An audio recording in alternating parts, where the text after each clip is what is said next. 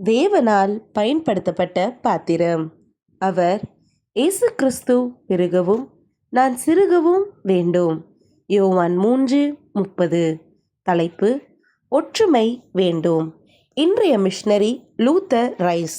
மண்ணில் பிறந்தது 25/3/1783 ஆண்டு. விண்ணில் சென்றது 25/9/1836 ஆண்டு. ஊர் நார்த் பிரவ், நாடு மசகுசெட்ஸ், தரிசன பூமி அமெரிக்கா. Luther rice. இவருக்கு சொந்தமாக வீடு கிடையாது. திருமணம் செய்து கொள்ளவில்லை. சுவிசேஷ சுற்றுப்பயணங்களிலேயே தன் காலங்களை செலவிட்டார்.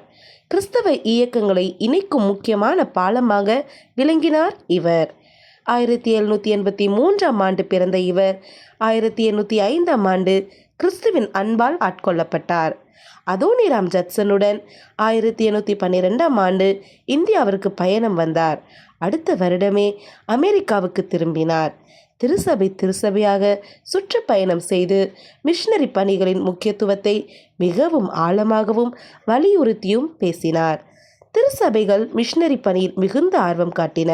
ஒவ்வொரு வீட்டிலும் தங்கி அவர்களோடு வேத வாசிப்பிலும் ஜெபத்திலும் தன் நேரத்தை செலவழித்து மிஷனரி பணியின் வாஞ்சையை அவர்களிடம் உருவாக்கினார்.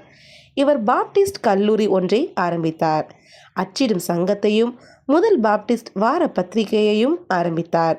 சிதறி கிடக்கும் திருச்சபைகளை ஒன்றிணைக்க சிறந்த சிந்தனைகளை எழுதினார். திருச்சபை பிளவுகள் என்பது அன்று மட்டுமல்லாமல் இன்றும் சமுதாயத்தில் காண முடிகின்றது. ஒவ்வொரு திருச்சபைக்குள் ஒவ்வொரு கொள்கைகள், வழிபாட்டு முறைகள், சட்ட திட்டங்கள் என பல்வேறு விதங்களில் தங்களையே பிரிந்து கிறிஸ்துவில் ஒற்றுமையை காண விளைகின்றனர். எனினும் இது நடைமுறைக்கு சாத்தியமில்லாத சில காரியங்களால் திருச்சபைகள் ஒன்று சேர முடியாத அவல நிலை காணப்படுகின்றது. இப்படிப்பட்ட முரண்பட்ட நிலைகளை அந்நாட்களில் கண்ட லூத்தர் ரைஸ் தனக்கு இறைவன் தந்த திட்டத்தை திருச்சபைக்குள் ஒற்றுமையை ஏற்பட செய்ததின் மூலம் நிறைவேற்றினார். இவருடைய தரிசனம் மிகவும் பரந்தது. அனைத்து திருச்சபைகளுக்கும் தன்னை பொதுவாக்கினார்.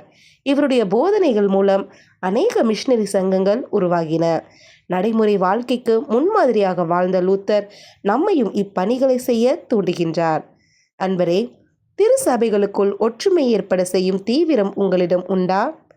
வாழ்விலிருந்து வாழ்வுக்கு. மனிதன் தனக்கு மேல் பூச்சு பூசிக்கொள்கிறான்.